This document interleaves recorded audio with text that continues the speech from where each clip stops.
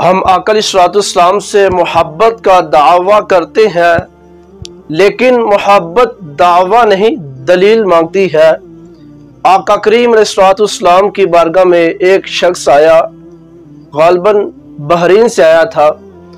तो आका अलैहिस्सलाम से मुसाफा करने के लिए आगे बढ़ा तो आका अलैहिस्सलाम ने अपना चेहरा मुबारक फेर लिया। तो वो जिस तरफ आका अलैहिस्सलाम ने चेहरा फेरा उस तरफ आगे होकर फिर सलाम करने लगा।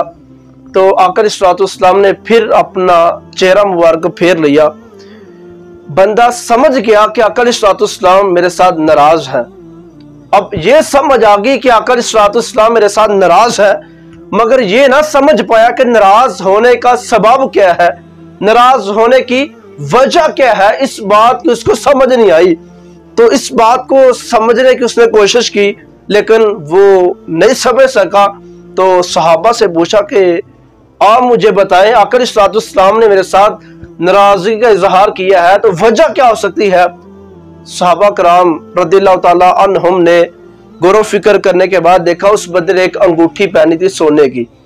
तो जब सहाबा ने वो अंगूठी देखी सोने की, तो सहाबा ने फरमाया शायद आका अलैहिस्सलाम आपसे इसलिए नाराज है कि आपने सोने की अंगूठी पहन रखी है और आका अलैहिस्सलाम ने इससे मना किया है।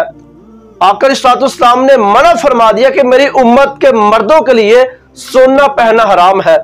तो आका अलैहिस्सलाम आपसे नाराज इस अंगूठी की वजह से है। तो उसने अंगूठी को उतारा और फेंक दिया।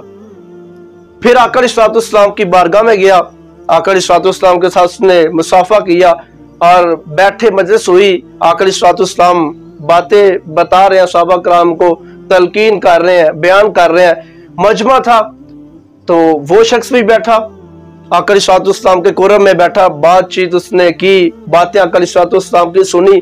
तो जब मजलिस खत्म होगी, लोग घरों को जाने लगे, वो भी जाने लगा। तो किसी ने मुखातब करे, कहा कि वो आपकी अंगूठी पड़ी, उसको उठा ले, आप ना पहने, आपके घर वालों के काम आएगी, आपकी जोजा पहन लेगी, ले जाओ, आपके बच्चों के काम आएगी। तो उसने कहा कि मैं उसको नहीं उठाऊंगा जिसको मेरे हुजूर ने फेंक दिया हो। कहा जिसको मेरे हुजूर ने फेंक दिया है मैं उसको कभी नहीं उठाऊंगा।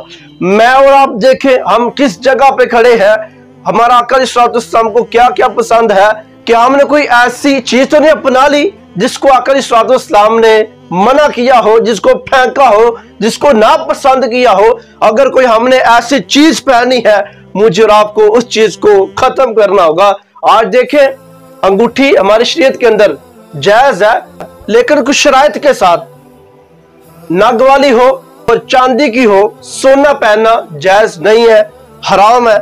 तो आज देखें बड़े बड़े ऐसे लोग हैं जो जनाब 5-5 अंगूठियां पहनी होती हैं और जनाब दावा करते हैं हम आका अलैहिस्सलाम के दीवाने हैं, दावा करते हैं। मैंने अर्ज की जो मोहब्बत है ये दावा नहीं दलील मांगती है।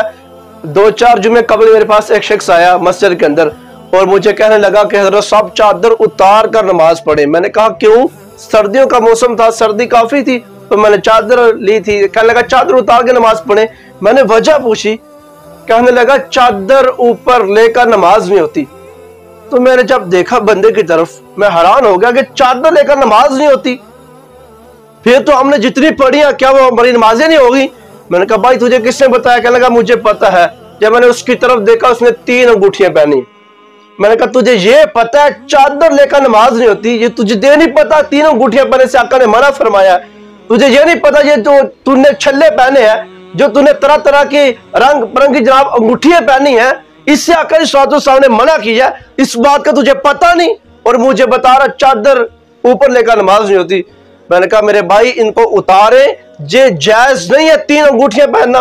तो आपने तो एक भी चांदी की नहीं पहनी, सारी पित्ते लोहे की पहनी है, इनको मकरूह तहरीमी करार दिया गया और तूने ये पहनी है और मुझे समझा रहा चादर ऊपर लेकर नमाज नहीं होती। मैंने कहा जनाब इन्हें उतारे। कहने लगा जी ये फुला दरबार से ही है, जो फुला दरबार से ही है, जो फुला दरबार से ही है, मैंने बरकत के लिए पहनी है। अजीब बात है, अजीब तमाशा है। बरकत के लिए जिस चीज से आका अलैहिस्सलाम ने मना फरमाया हो वो चीज हमें बरकत नहीं दे सकती, वो नुकसान दे सकती है। बरकत उसी में है जो मेरे आका अलैहिस्सलाम ने हमें जायज करार दिया। आका अलैहिस्सलाम के फरमान के अंदर बरकत है। आका अलैहिस्सलाम ने जो हमें हुक्म दिया वो काम करने के अंदर बरकत है, ना कि उन कामों को तोड़ने के अंदर बरकत है। जब आका अलैहिस्सलाम के हम हुक्मों को तोड़ेंगे फिर हमें बरकत नहीं मिलेगी, बल्कि हमारी दुनिया और आखिरत तबाह बर्बाद हो जाएगी। हमारी दुनिया बेहतर तब होगी जब आका अलैहिस्सलाम के बताए हुए तरीकों को अपनाएंगे।